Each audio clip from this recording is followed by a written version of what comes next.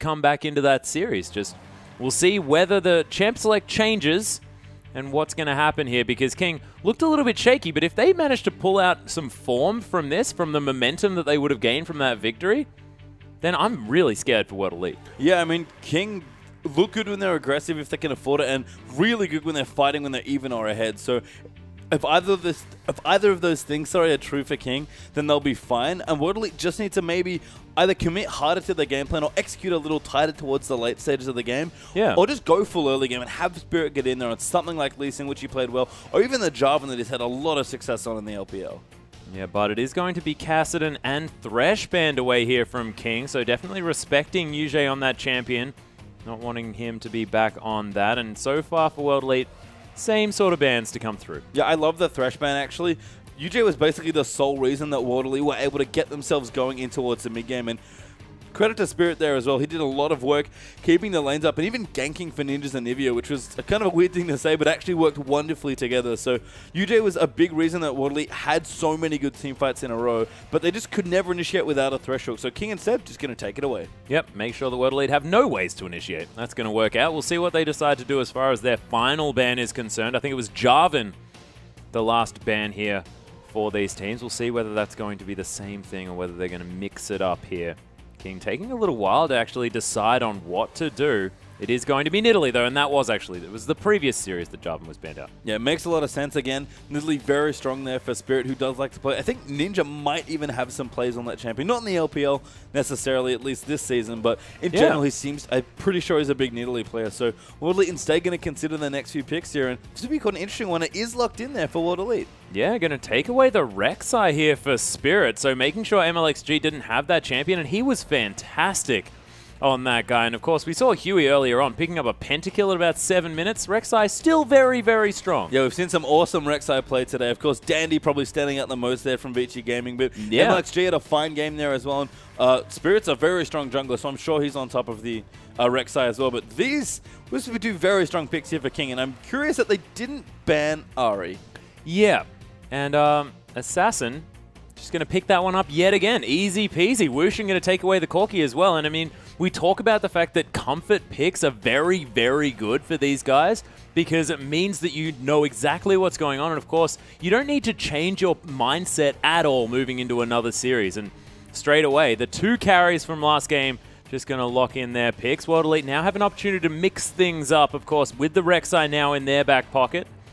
They have that opportunity, but interesting hovers to come through, and we'll see whether it changes up. So I was about to say that I hope Aluka plays a tank, and Sion was the one I wanted to see him on. Cho'Gath is kind of the same thing, so I'm not surprised he hovered it there, but Rek'Sai Sion's actually an amazing CC combo. If World Elite couldn't get in last game, they absolutely can now. Oh, yeah, and, you know, having that unstoppable onslaught, you have no choice but to engage. And it's just so good. Sion is best used when he has good setup CC for himself, and he's not bad at that, but it's not the best, but she's fine. She can at least start a stun for you. Sion, when he gets in, kind of wants to channel that Q and make sure he gets the knock-up, and Rek'Sai is really good at following in after a Sion Q and helping combo all of the knock-ups together. Sion doesn't do a lot of damage, but he sponges a lot of damage for sure, and he's got an amazing amount of CC, especially if you can set it up for him.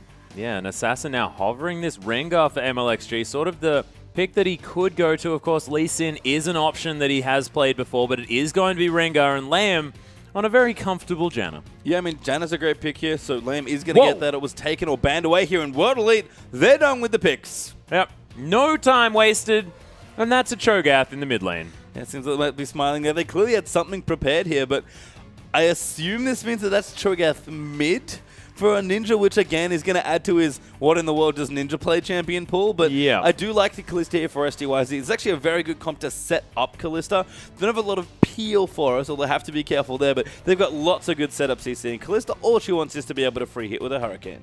Yeah, and actually Sky taking a little bit of time to work out what he wants to play there on the top side of the map. Has an opportunity to even out that win rate on Aurelia if he locks that one in, and that does seem to be the option taken here, but Against Sion, the Mega Tank, you're probably not going to see too much action there on the top side of the map. No, and Sky is going to go back to Aurelia, so that's actually a fine pick, as almost always Aurelia is against the Sion. Cho's in the mid lane for some reason. Yep. Aurelia. I'm curious that STYZ didn't pick Sivir. It's actually an awesome Sivir comp, but they could have gone with. But I guess that probably leaves them way too low on damage, given that they've got Sion, Cho'Gath, probably leaves them too low on damage. So instead, they'll take the hyper carry once again for STYZ. Curious to see him pick Kalista over Jinx, given that they both would have been okay, but Kalista probably just a bit safer, and of course Kalista Annie's pretty good as well. Yeah, and they were sort of lacking engage last time. Now they've got Fate's Call, Tibbers, Unstoppable Onslaught, lots of different options. They could even go in after a Rupture. They've got good follow-up CC with Cho'Gath as well. It's funny that we talk about Sion having great follow-up CC once he's set up, and he's pretty good at setting up. Rek'Sai's not bad as well with a Flash and Burrow, and Cho'Gath also has good follow-up CC. So there is potentially something like 10 seconds worth of CC that World Elite can throw in an AoE here. The issue though, last time they had good damage between STYZ's Hypercarry and Ninja's Nivea. Now, basically all of the damage has to come from STYZ's Kalista. Yeah, and it's going to be pretty frightening because, of course, STYZ has to be very far forward, and that puts you in range of a Skyblade Surge or potentially even that Phosphorus Bomb to come through from Wushin, and we saw that they're deadly. Yeah, and again, just a bit more of a balanced comp here from King as well. A lot of comfort for them. Assassin going to replay Ahri here. MLXG's back on Rengar, which seems to be his most favorite champion, at least. He's played it quite a lot already in the LPL. And Sky, of course, back on that Aurelia that we famously talked about for Game 1. Yeah, so it's comfort versus mixing it up, but guys, let's get onto the Rift.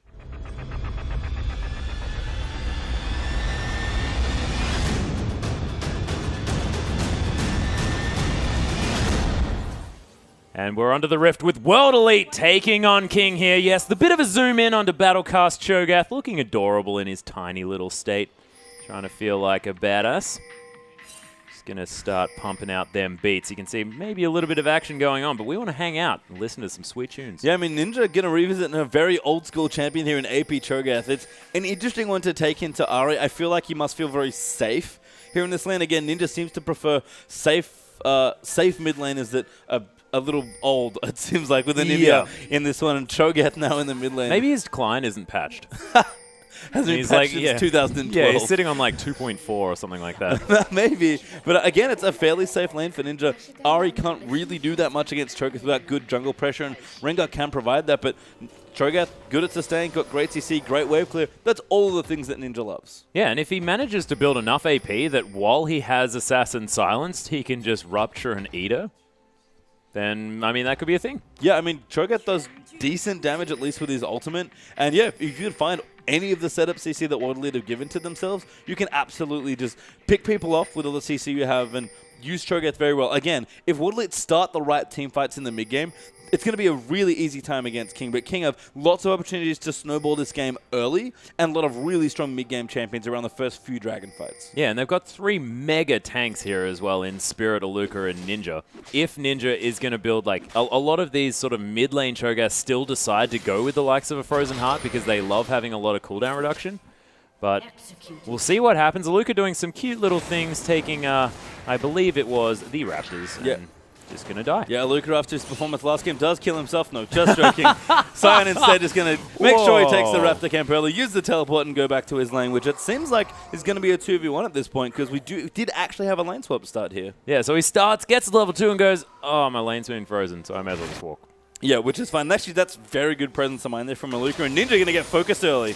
Yeah, Ninja actually in a fair bit of trouble, but Assassin goes down low. The double Rupture is beautiful and just lists lazily out of the way of the members of King. Beautiful play from Ninja. Yeah, Assassin, no charm back up there as well to keep going, and Ninja doesn't even use a summoner spell there, just comes in with the Rupture. A little too close together there for King, and it might be a while since they've played against Cho'Gath. Yeah, unable on the sort of Rupture has a deceptively long range. You can put that down quite a distance away from yourself, so Ninja, despite having a lot of attention early on, still going to be fine. And remember, one of the changes they made a long time ago to Cho'Gath was Rupture's now consistent in its casting delay. So if you're practiced on the champion, and I assume Ninja is, given that he's picked it here, he's going to almost always nail them, especially if he's had some help setting it up. And, you know, Kalista's not too bad. It's even setting up for CC. You continually rend through people, and there's just so much follow-up for World Elite. Basically, all their comp wants to do is make sure STYZ free hits as much as possible on Kalista. Yeah, and everybody else's job is to make people unable to do stuff. Yep, exactly. That's the comp. And that's one of the best ways to set up a hyper carry. It's just a matter of, can SDYZ get through his lane effectively? Although they have actually lane swap, so that's good there. And Spirit's down the bottom onto Whoosh, but he'll back away. Yeah, does have that Valkyrie available in order to get himself out of trouble, but Spirit almost manages to do some work there as Sky going to take another Ren stack, and Yuji nicely using the passive here from that Sentinel that SDYZ has. Yeah, this is actually a really good swap here from World Elite. I mean, we talked about Sky's Aurelia being a problem before. It's a kind of an even matchup against the Luca, but you don't really want to give Aurelia free farm. So she's fine in a 1v2, but Kalista doesn't really want the Corki matchup either. So World Elite, by swapping out, you actually set both of their all of their carries up very well. I mean, Ninja's safe anyway in this lane. He doesn't really mind. Aluki's going to be fine there under his turret on the Scion, and most importantly, SDYZ gets the farm that he needs. Yeah, you can see both of these AD carries very comfortably sitting at very similar CS as Sky just going to be sort of a makeshift AD carry here on the top side of the map with Lamb just helping him out. And we'll see whether MLXG can get anything done here as he is lurking towards the bottom side. Ninja going to continue to clear out these waves. And Vorpal Spikes are pretty handy as far as getting that wave clear on, but he's going to have to wait until that Rupture's leveled up before he can do any sort of from range wave clear. Yeah, there's actually some really good wave clear across the board for World Elite. The Hurricane Kalista is obviously very good, especially going forward at clearing waves quickly, and both Cho'Gath and Scion are very good AoE wave clear as well. So again, World Elite going to play patiently, try and look towards the mid-later stages of the game, and we'll see if they can initiate the teamfights they want this time. Yeah, Spirit now going to be clearing away this Gromp, and nothing of note really happening just yet. Just some nice farming to come through from World Elite, keeping them ahead on this goal just a little bit. But apart from that, nothing really to report back. You can see, of course, extra members here on the top side of the map. Dragon going to be more difficult to get to. Yeah, and as we look down as well, just actually checked in on Spirit for a quick second, just to see what he's gone for as far as build, because we haven't seen Mid-Cho'Gath, sorry, Ninja I meant, not Spirit. He's actually gone for 3 points in the silence here early on, which makes plenty of sense against a spellcaster like Ari. Yeah, and you can also clear out waves a little bit more instantly as well. Yeah, it's that spell. It's just a bit more mana efficient as well. The cooldown's a bit lower. It's a very good wave clear spell. He's going to help with his E here as well. Just continually trim the wave wherever he wants it to be. And Cho'Gath with the passive always been a very safe laner. Even in a short lane, he's totally fine. Yep, you can see Assassin, though, of course, very comfortable on this Ari, able to keep his farm very, very even. As Ninja has actually missed out on a few. Rupture not going to find Assassin, but Spirit Rush is there now, so this Ari is in no way in any trouble from this Cho'Gath until he manages to pick up a few extra items, you have to think. Yeah, no, this will just be a farm lane here, which is what Ninja's completely comfortable with. What is still bad news here for King is that SDYZ's had a free lane here. He's actually ahead of a Corki now in CS as well. And a free farm Kalista is very scary. You really need your 2 major items to kind of get going, but especially if he goes Hurricane first, he has a really good transition point to go from. So look for what SDYZ does once you get Hurricane, because that's sort of like turbo free farm mode for Kalista. Oh no, the charm misses coming through from Assassin here as the yell lands on Lamb, who's level 3. That is terrible. Spirit Rush, one last charge. Oh, the flash out of the way of the Orbit Deception. And Spirit survives, but you have to think those charms have got to land from Assassin. Yeah, Assassin going in there, and unfortunately for him, didn't land them, but a beautiful double silence there. Lamb actually has to be careful. Yeah, a Luca comes through. There's the knock up, the flash here as well, and Ninja just eats him. Unfortunately, doesn't get a stack. Yeah, didn't quite do it. Didn't have enough damage, unfortunately, but still gets the kill. And that's what I was talking about when I talked about a train of CC on the World Elite side. That was a Scion knock-up into a Silence, into a Cho'Gath knock-up there. And there's nothing poor level 3 Lamb could do. Yeah, and you have to think that, I mean, that could have been any number of combinations of champions, because when you're at level 3 Janna, things are a problem. Yeah, absolutely. But unfortunately for Lamb, you know, takes a lot of damage anyway, but it didn't really matter. They could have tickled Dana to death with all that CC. And Annie actually doing something a little different. I've been wondering if anyone's going to do this, but UJ is going to help the push out here. He's got a Relic Shield on this Annie. Yeah, and I find that a little bit frustrating because we didn't see the Relic Shield picked up on Veigar. It would have been so cool because Assassin's going to flash here in the mid lane as well. So that's exciting, but I want to talk about Relic Shields. I mean, now there's unfortunately no more Veigar in the LPL apparently. It's got played, what, once or twice today and then banned every other game so far that we've seen. So it may still happen. We'll have to see. But I do like it from Annie. Face of the Mountain's great. You have to protect STYZ. Yeah. Again, the Talisman, you don't need it in this comp because you already have so much initiation. I would have preferred UJ to have it in the last one, actually, but in top lane. STYZ in so much trouble. Empowered Bowler going to finish that one off. There's the Chilling Smite, another one comes through. UJ, it's your turn to die, and he's going to fall down. MLXG, beautiful play. Yeah, and Rengar gets his ultimate and makes it really count there in the top side of the map. SDYZ was very greedy, not going for a shop earlier. Does now have a recurve, Boso building in towards his Hurricane first, but not enough vision there for the Rengar, and an easy double kill for those three. Yeah, actually waiting to finish his Hurricane already as Wushin not going to take some damage from that Q. I think he needs about 1,500. Yes, does manage to get enough in order to pick up that Hurricane. So nicely done by SDYZ. We'll see whether that death is going to put him behind. As you can see, Wushin has caught back up in farm. Yeah, I mean, Wish doing fine. Again, Corki going to have a very strong mid-game whenever he gets his Trinity Force. Fade is a great item right now. I think Kalista, at this specific point in the matchup, is going to rotate down because just a Phage on the Corki is not too bad, and she can kind of just push out the wave non-interactively and keep Corki back because it's hard for Corki to duel her right now, especially with Annie threatening a stun always. So this is the point now. SDYZ needs to get to his second item. How fast does he get there with his Hurricane? That's the big question. Yeah, we'll see whether they do manage to, of course. Has found his way back to the lane, and actually Wushin... oh, there's the flash into the stun here onto Assassin. Just gets yelled at.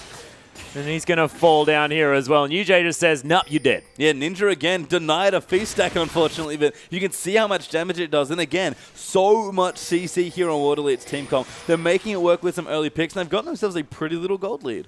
Yeah, and you can see both of these mid laners actually really enjoying this Blasting Wand and Fiendish Codex combo. So wanting to go for probably a Morellonomicon and that Abyssal Scepter together, but just want to build up a bit of each. Yeah, and Waterlead doing a good job here with their Kalista as well. Going to actually take the Dragon very easily. They also have Cho'Gath Feast, or didn't even think about that as far as neutrals go, but actually going to leave it. SDYZ walks away with a bunch of speeds in the Dragon, but Spirit does smite it away. Yep, just saying, no, you can work for it yourself. One thing that Wushin has managed to do, though, is because he's been in a solo lane, he's got a 2-level advantage, and as a Corki, that is a big deal. Yeah, and Sion was the one getting all the levels, although it's actually matching experience now with Sky, so didn't get a massive lead there when he was sort of down solo in a 1v2, I believe. I mean, it's not good because Corki does so much damage with his spells, but again, all Kalista wants to do is play safe and get farm here. Once she gets either the Blade or the Bloodthirster, and I'm assuming it's the Bloodthirster in this comp, Kalista can start really influencing teamfights, and Waterlead have a big opportunity to make their team comp work. Yeah, and as far as this sort of experience division is concerned, I mean, it's Lamb that's really suffering now because only level 5 on this Janna, but it has meant that this Aurelia and Corki now have advantages in their respective lanes. And do you think that's going to work out here for King? I mean, King, again, are looking to the same power spike they found last game with the double Trinity Forces. They're actually doing pretty well so far. Aurelia's got 800 gold stacked up, and Corki has 760. Aluka can eat a couple damage there, but Sion, pretty tanky here. He's got a Glacial Shroud as well, working on an early Frozen Heart. I love that pickup from Sion.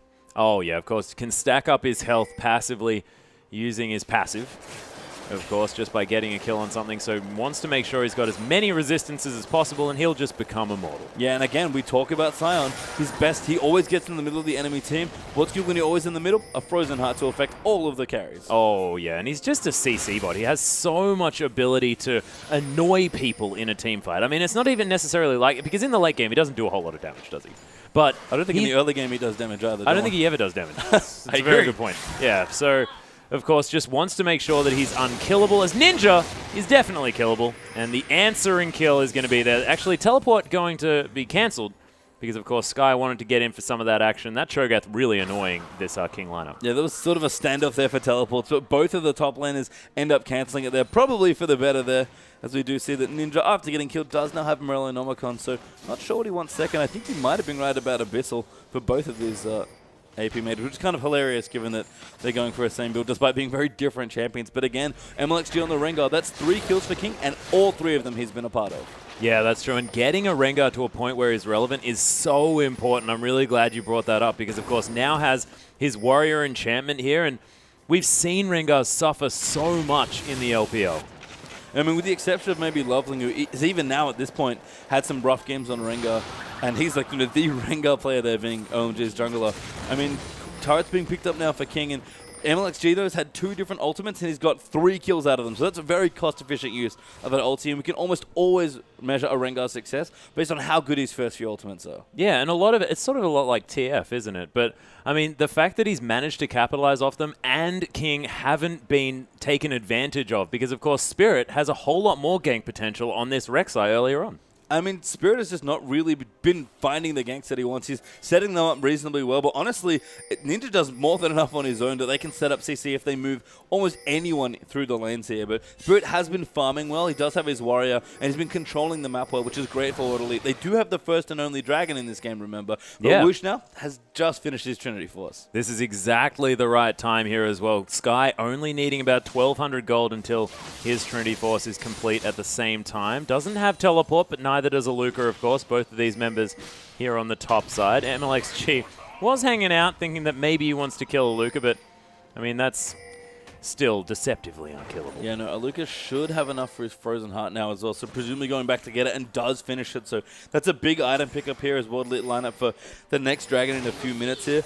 I noticed this from King in the last game. It's a little weird that they aren't grouping with their Corki to take down turrets, which is what we see from the best Corki players. Yeah. I assume in the last game he might have been trying to stop SDYZ free farming on the Jinx, but on Kalista, you're just never going to stop him splitting a lane. No, that's true. And, of course, Kalista just has so much wave clear as well. You can put her in anywhere. You can put her in mid lane. She'll definitely be picking up that farm. No one else is going to be getting it because, of course, Rend decides when you want to kill something. Yeah, it really does. And King, just like last game, have Ahri, who's got great wave clear at this point, especially with an Abyssal Scepter to help reduce the MR of the minions. So move Corki into the mid, swap your Ahri down towards the mid lane. She'll be totally fine against this Kalista. If you're feeling under threat, just bring Liam there to babysit, and that can be on you 2v2 lane. Yeah, and World Elite are actually punishing King's decision not to move this Corki around, as they're going to put a lot of damage onto this outer turret in the mid lane. You can see Wushin now just sort of milling about, maybe wanting to take down a Wolf Camp, not entirely sure, but the World Elite now able to put pressure on the bottom side, and it looks like World Elite able to dictate the pace of this game. Yeah, and that's exactly what they wanted, and what we saw from them in the mid-game in Game 1 here as well. So for World Elite, their question is, can they keep this going and execute when the mid and late game rolls around too? And, you know, how are King going to respond to you? Because, again, they've picked a very strong mid-game comp. The game is quite even at this point. It's basically dead even on gold, with World Elite just having a dragon up here. So, King, how are they going to navigate this second dragon fight? Because they really need to start contesting. Yeah, actually, Orbit Deception onto Spirit here, doing a lot of damage. 30 seconds on that dragon. Spirit's going to immediately head back because, of course, needs to be there for when that dragon spawns. But you have to think now with double Trinity Force being completed on the side of King, they're more than happy to contest for this next one, despite Aluka being able to relentlessly push. Spirit being attempted to be followed, but not really going to happen. Yeah, very speedy Rek'Sai there, but does get in a position, and good wards actually here, at least from this side for World Elite. Need to clear out some of the wards that King have set up actually in front of the dragon, but if anyone walks through there, like King, for example, they're going to have, again, a very easy time picking someone off. Yeah, one thing as well is that Aluka's split push isn't that scary because, of course, we mentioned the fact that Sion doesn't do any damage.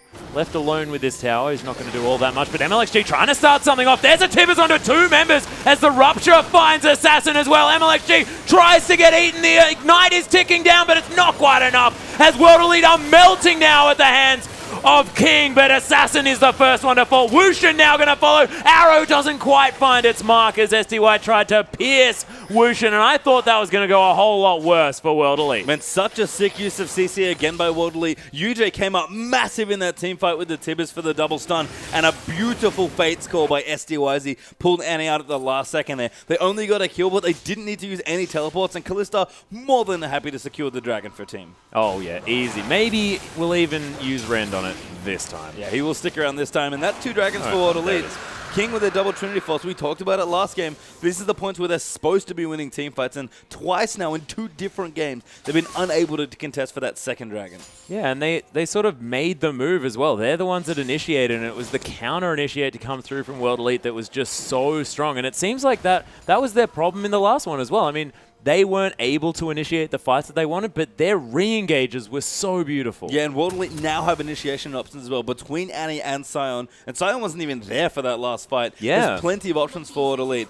It's a really weird style to play around a hyper carry almost exclusively, but that's pretty much what World Elite's comp does here, and if this is how they want to play, congrats to them, because they're finally finding an identity, it seems like. Yeah, they are, and they're looking fantastic so far. Of course, I mean, we're saying they're looking fantastic. It's a 400 gold lead, 300 gold lead, or something like that for World Elite, but of course, up a couple of dragons and looking to head into this late game with this Protect the Kalista comp that's looking great, and Ninja is much bigger on this Cho'Gath. Yeah, literally and figuratively there as Woosh will move down towards the bottom lane, working on his Bloodthirster now as well. BF Sword and Vamp done for Kalista, so STYZ almost up to the very important 2-item threshold once he picks up the Bloodthirster here. And, you know, again, the gold lead's very even. I mean, a good rotation here might get them a mid-tower here, though I have to be careful of Assassin, and they will respect Ari. Yep, Charm getting clear out the last minion here as well, and with no minion wave, they're definitely not going to be doing anything here. Ninja just looks so menacing on this skin. Yeah, it really does here, and does have his Abyssal done now as well, so actually pretty good as far as overall teamfight additions go here as well. Even adding a bit of extra magic damage here for Annie, which is nice with the Abyssal, but most importantly, being tanky and disruptive, which is kind of what Cho'Gath and Sion both do. Again, the gold is not much, but MLXG. Yeah, looking for an engagement here. The teleport from Sky coming in here as well. As King tried to kill Ninja, they find him. And World Elite not wanting to really answer here as Aluka just going to unstoppable onslaught his way out of trouble. Yeah, and unfortunately Ninja, he does a lot of things well for his team. He's got decent damage and good CC, but he's still very squishy on this Cho'Gath without major health items so far. So World Elite will lose now. It's 5v4 under this turret. We'll see if they can hold on to it. Yeah, STYZ takes a big one to the head here as well as Charm fails to find its mark. Sky trying to get amongst this turret, but Wushin suffering the Corki problem, which is not very high range. Yeah, and this was the problem for King in the last game as well. They didn't need to siege because they got so many picks and were able to just win in the late game. But World Elite, again, they've been in this situation before. This is almost identical to what happened in the last game. They just have to make sure they don't let the mid-game slip out of their hands again. They should outscale here. They just need to execute fights. Yeah, and MLXG actually looking to finish a Spirit Visage here, so a lot of respect going through to Ninja, who is doing a lot of work under him. Yuji actually doing a lot of damage here as well on this. Annie more than happy just to tank up these creeps. Stuns them all, and Ninja just has a bit of a time. Yeah, it is feast indeed there, and still keeping that mid turret up. Again, good wave clear here from World Elite, so have kept a lot of turrets up. Haven't taken very many themselves. Both Kalista and Corki suffer from similar problems as far as getting turrets with their short ranges does, but STYZ is finally done, it seems, with his Bloodthirster here.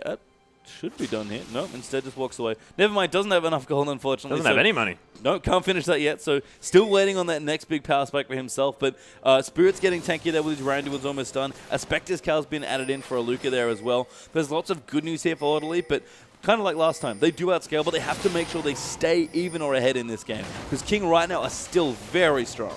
Oh yeah, and these Trinity Forces are still very, very relevant at this stage of the game. But everything's so incredibly even. Ninja now does have the Mercury's Tread, so he's not going to be charmed up for as long. That's not as much of an issue here for this Cho'Gath. And STYZ is moving forward in his build and, of course, just in the stage of the game where Kalista is going to become sort of that E-bot, able just to set around these fights as he sees fit. Yeah, still looking again for that second item here, and it's been a little delayed, it seems like. Corki still ahead on farm, so Woosh doing another great job here on this particular carry, but looks like World Elite are going to rotate in and finally get the mid-turret down. Yeah, it's just going to be Ninja just eating it by the looks of things. Rupture not going to find Land, but forced to use that flash over the wall. Does get himself a little bit of a stun for his trouble as well as Wushin's Tremor Sense watches him leave. But World Elite doing a good job getting some wards down here, trying to get exclusive vision around the Dragon. Looks like King do have decent defensive wards, but STYZ still pushing in as well. Dragon back in a minute 20. World Elite would love to clear out some space around it. Yeah, you can see World Elite looking to possibly put some pressure here onto the last remaining outer turret for them. Of course, King haven't taken a tower for a very long time, as the rocket is going to be used to try and take down the last remaining creep, but another wave was already there, so World Elite easily able to take down the last outer turret.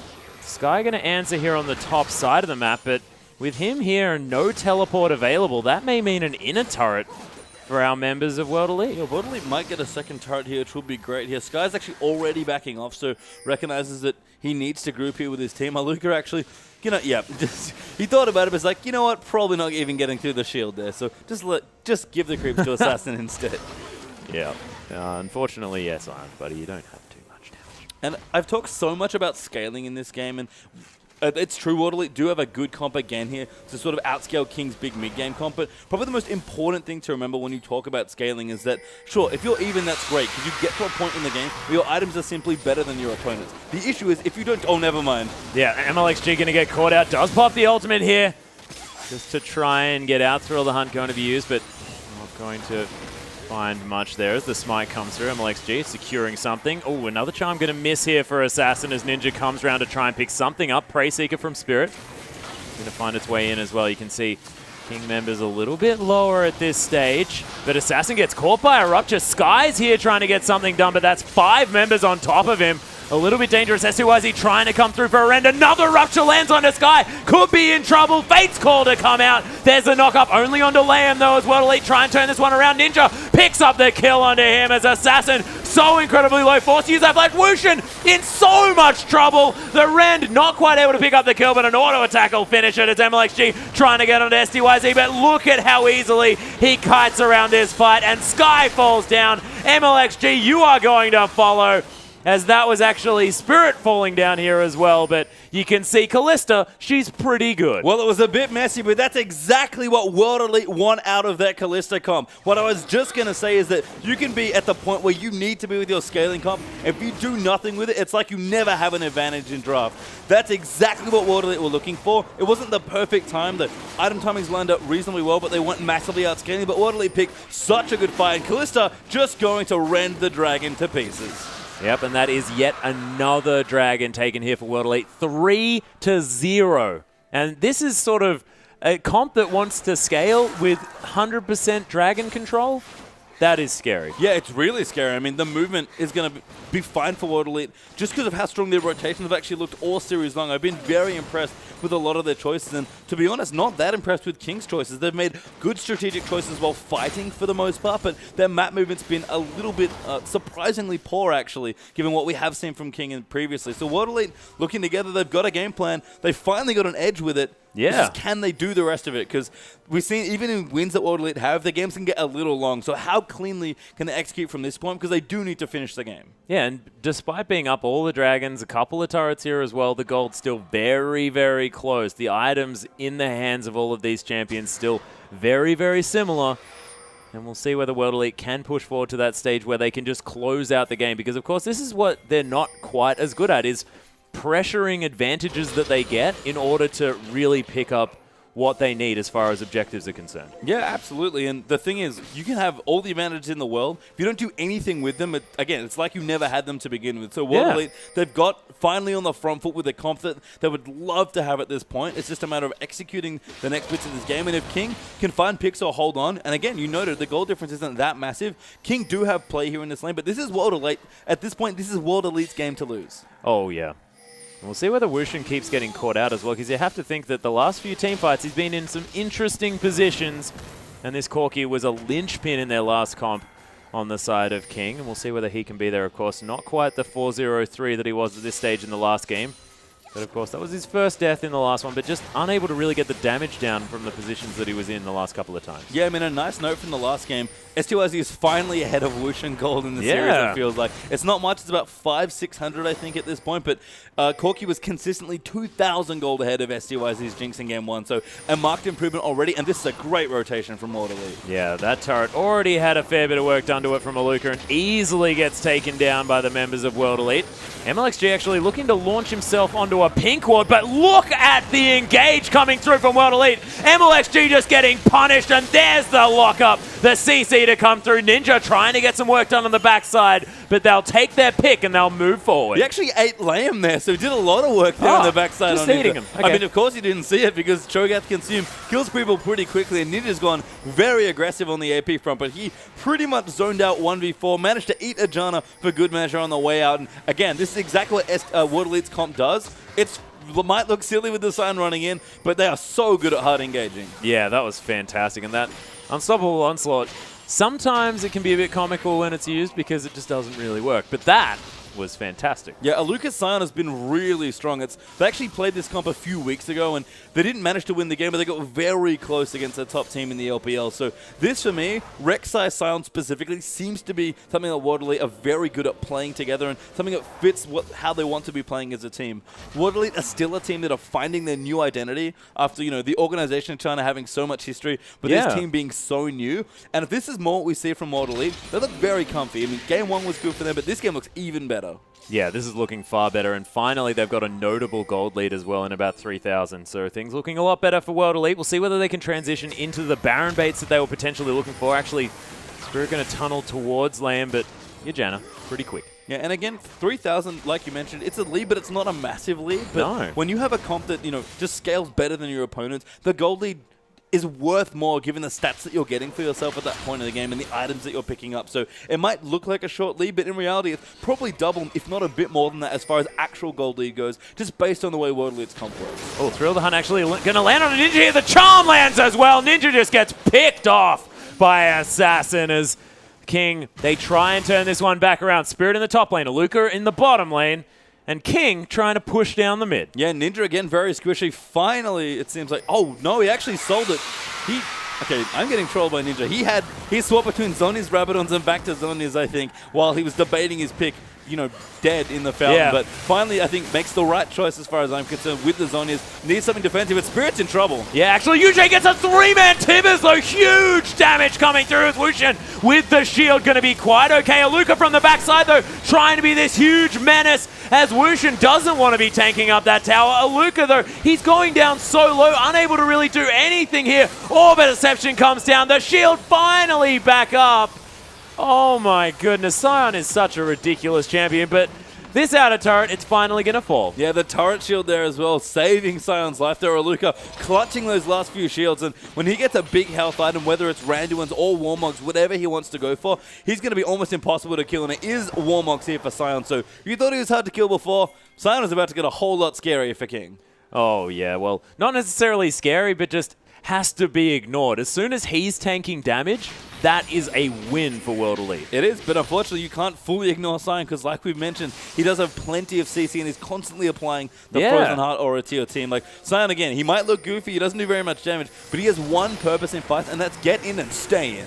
Actually, here's Thrill the Hunt being popped. Aluka now with the Banshee's Veil available, but MLXG unable to find anything, and SDYZ just eliminates him. Wushin in a very uncomfortable position as Liam's just going to get eaten once more. Ninja just auto-attacks him, it seems, as Sky needs to get the heck out, but look at the CC train, and SDYZ with another kill, and this is so similar to the last series. Both of these teams just back and forth. Yeah, I mean, World Elite, they were playing much cleaner here, and King are overextending in spots where they just can't afford to walk into this CC. We talked about what World Elite's comp does. It doesn't really protect its Kalista so much set up for it, but SDYZ, he can free hit all he wants at this point, given that when one CC lands for World Elite, the rest of them tend to land as well. Yeah, it's almost like a no-brainer protect the Kalista comp, because all everybody else does in the team is stop other people from doing stuff. Yeah, I mean, they've got decent peel here. Ninja can actually peel quite well on Cho'Gath.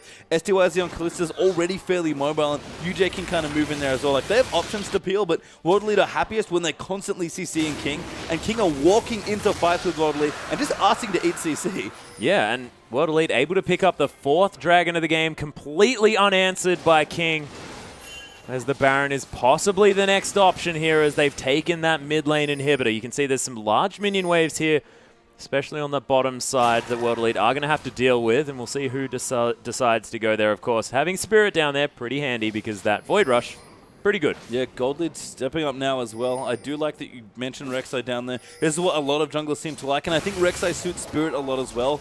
We've seen that he does like to help carry his team and really be a big influencer, and you can't influence that much from the jungle unless you have a lot of gold. And Rek'Sai thankfully lets you free farm a lot of empty waves and gives you that gold, so it's not quite the super carry style that we saw from Spirit in the very early weeks of the LPL, but it's kind of a happy medium between both. Yeah. I'm just going to continue to push until King try and answer this potential Baron to come through from World Elite, just playing it out very meticulously. All right, just kind of looking through World Elite's items for a sec, because they just picked a massive amount of gold up here. Warmogs is done now for Sion. We already mentioned that Spirit's finally finished his... Ninja finished his Zhonya's. Spirit's already pretty tanky, but SDYZ has so much at this point on Kalista. He's got his 3 damage items, he's got a QSS and a Zeal for spare there as well. This Kalista is almost untouchable by King. Yeah, almost at the cap as well as far as that attack speed is concerned. When that Phantom Dancer is completed, it's going to be very, very scary. Actually, no, it didn't go for the Blade of the Ruin King, so not going to quite be capped, but still going to be shooting pretty quick. Yeah, 1.9 currently as far as attacks we go, and MLXG's diving in. Yeah, launching himself right into the middle of this team as Howling Gale comes across everyone as well. UJ just going to get fake called as Assassin from the backside trying to get some work done. Look at all the knockups, and World Elite just having their way with King here. You can see a lot of damage coming through. SCYZ has died in the backside as Assassin manages to pick up that kill. UJ going to die as well, and somehow King turning it around after what was looking like a brilliant fight for World Elite. I mean, Assassin finally does what his name suggests and assassinates the Callista. Didn't have enough to keep him alive, and you have to think that maybe Talisman, while it's great here on Annie, it could have been the face of the mountain that he was initially going for, maybe with the Relic Shield. Could have even just been a Mikhail's here. They have to protect STYZ because you saw it. When he dies, World Elite has basically no damage left. Yeah, and MLXG just, I thought that could have been a mistake, you know, launching himself into 4 members. He didn't even die then and set up the kill for Assassin there for STYZ in the backline. Beautiful play from King, and they're not done yet. I mean, that was impressive given that, Ninja actually ate Assassin when the fight started and half health Ari, so Ninja did a very good job trying to zone Ari out, but as is kind of the thing with Ari's ultimate, it's kind of hard to truly keep her out of a fight. Yeah, now has picked up the Void Staff here as well as that Rabbidan's Deathcap, as Sky just going to try and tank up these minions, but not going to be able to as Aluka continues the pressure. That is going to be the last remaining inner turret dead. 7 turrets to 2 in favor of World Elite. You can see the kills very, very similar, but that global gold definitely doing some work here for the World Elite members. Actually, MLXG is going to try and throw an empowered bowler, but doesn't quite get there. Yeah, I mean, World Elite at this point really just have to be patient. The 5th Dragon for them is coming up. They can force a fight there if they want to. Baron is around. They can take vision around it and try and force a fight there as well. And there's still a mid inhibitor down for King. The one thing World Elite don't want to do is get too aggressive and feel like they have to win the game right now because they still have an edge here. They just have to find the fights that they want, because when King is able to initiate on SDYZ and he dies, World Elite's comp does almost nothing. Yeah. Ninja, though, is pretty big. Does have that elixir running as well, even though it's only sort of in the middle of his body because he's too large. And World Elite, are they going to start off the Baron? That's the question. Are they going to open up the engage potential here for King? Spirit pushing out this top wave. And you've got King able to pull back the pressure here as far as that dead inhibitor is concerned in the mid lane. And I mean, it's still down. World Elite going to rotate in and push it out as well. Dragon is coming back up now in 1:45, so World Elite have their next thing to look at. King, I believe, don't have a single Dragon in this game. Yeah, still don't have one, so I mean, they're going to at least want to fight for their first one here, but World Elite, if they can continue snowballing that objective, all they need is one team fight at this point. But the issue is when you pick for late game, the team fights you try and pick are very high risk, high reward, because if you lose them, which theoretically you shouldn't because you outscale, but if you do, the death time has cost you so much more than they would in the mid game. Yeah, and if you think about this last Dragon, though, I mean, King almost have to get it if they want to stay relevant in this game. 5th Dragon comes through, you've got 12% extra stats in comparison to nothing, whereas King managed to pick it up. They even out that stat gap.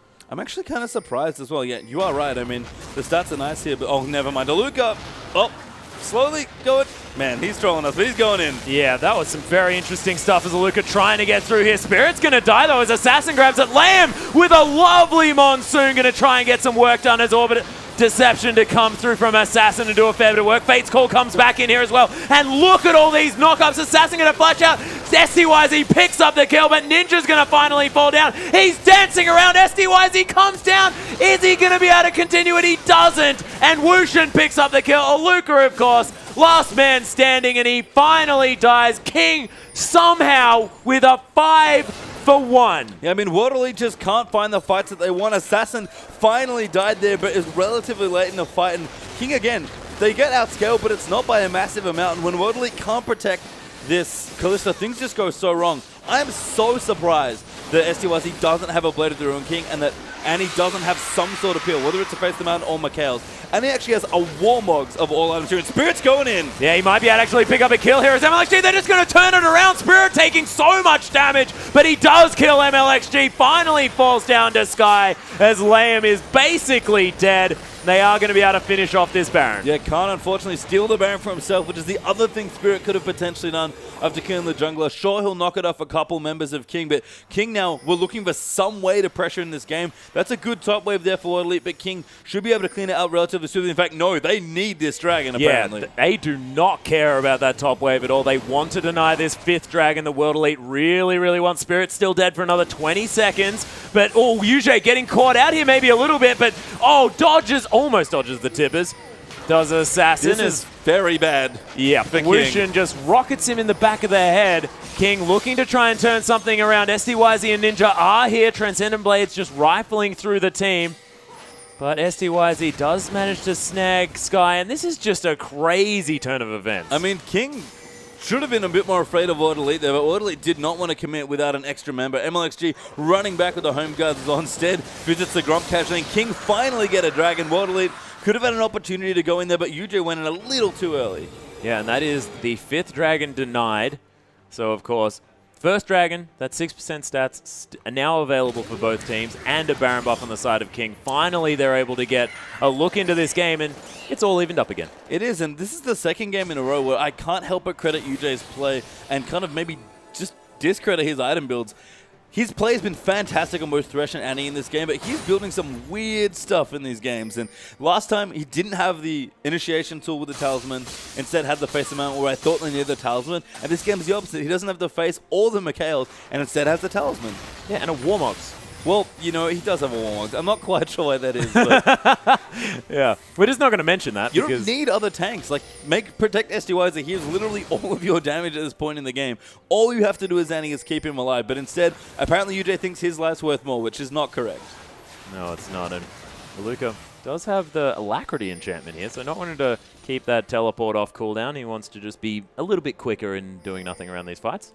Yeah, well, not doing nothing. Of course, he CCs a lot. We've mentioned this, but I just find him so hilarious. I mean, World Elite just have basically a one-threat comp here. It's very rare to see a team run pure Protector carry here, but you can see some of the problems that it has. Sure, you've got great setup here, and you can really enable this Kalista, but if you get blown up by, you know, a stray Ari Charm or Corki coming in with some burst damage, or Liam, by the way, has been fantastic on the Janna ultimates there as well. Yeah. Constantly disengaging all of World Elite. It's very hard to engage.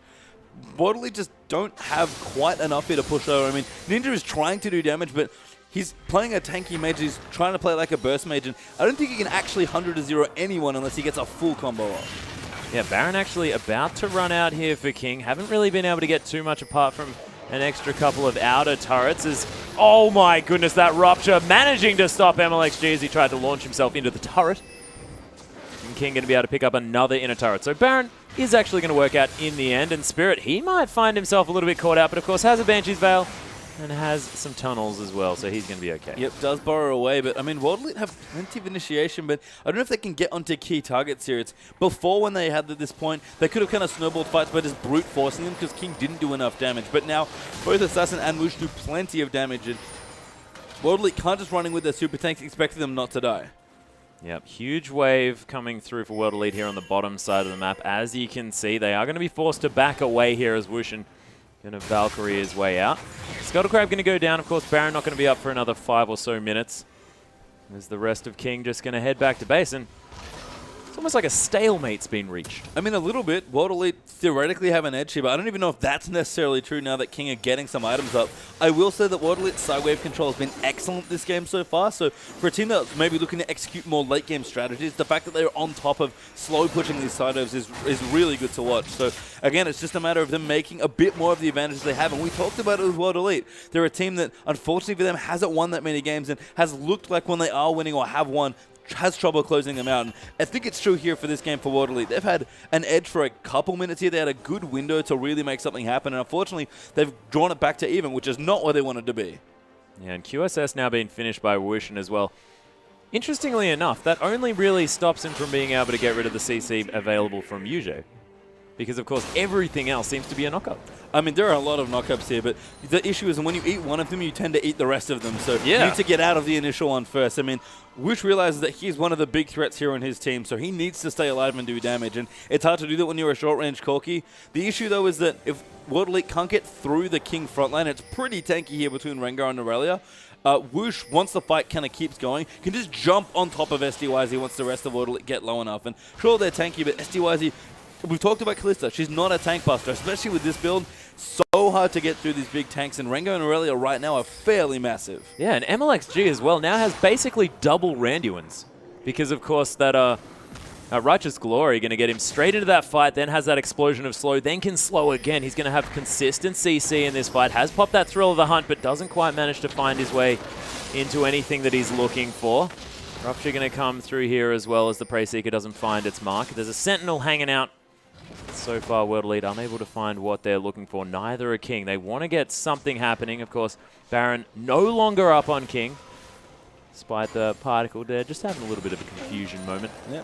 Wish that would clean up minions in the top wave. Again, World Elite have been very good at pushing out this Sargos. They actually currently are cleaning out the bottom side of the map as well. So King have started answering in kind with the slow pushes here. I mean, Rengar popping the ulti, totally fine. It's actually on a 49-second cooldown currently. So pretty much up more than every minute at this point, so Rengar can just use it fruitfully to try and get a pick here. Because again, King, as soon as they get a pick, especially if it's onto SDYZ, if he's got horribly out of position, King are going to have no problems at all in this game. Because again, when SDYZ dies, no one else from World Elite really does any damage. Yeah. I mean, except for Ninja, but he's having so much trouble get onto key targets here with his burst that he might as well just be another tank. Yeah, it's true. And speaking of SDYZ and doing damage, he is now 6-item Kalista. So now is the time to be doing damage. Now is the time to be starting fights, and MLHD listened as he's going to go straight in there. Wushin forced to use that Valkyrie out very early on in this fight. SDYZ still alive here in the backline. Ninja going to Zon-use himself as assassin, looking for SDYZ. He's going to fall down. Sky picks up the kill as Wushin now knows that it's time to get back into this fight. The rest of King now tearing World Elite apart, and you're talking about them needing that SDYZ in their lineup. And he's no longer there, and they lose the fight clean as an ace comes through for King. World Elite just don't have peel for this Kalista. There's no way for him to get out of anything other than a QSS. There are no heals, they're not peeling for him, and SDYZ just can't do anything against Rengar Ari, and unsurprisingly, World Elite have to give the game up.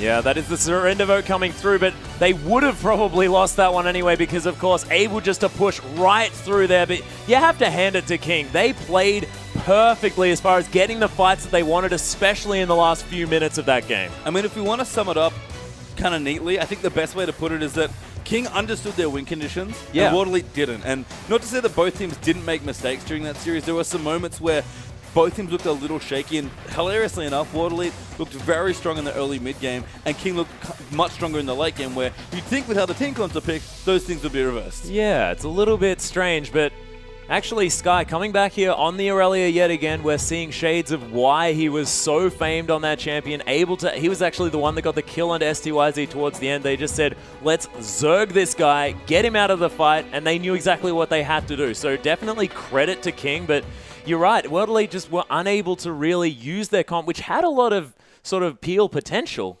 I mean, just didn't quite manage to. Potential might be the best way to describe World Elite right now. They've started looking a lot stronger. Yeah, a little bit. They've started playing a lot better, a lot more together. I like a lot of their drafts. They're clearly finding their own identity, and some of that is sure, like big SDYZ hyper carry, but he's the kind of player that eventually can get to that point. It's just a matter of World Elite haven't quite have it all figured out yet, and King have just been a little bit more experienced together as a team. Seem to have. Yep. Well, it was beautifully played here by King, but we are going to be going into our next match, our last matchup of the night. OMG going to be taking on EDG, and you definitely do not want to miss that one. We'll be back right after this.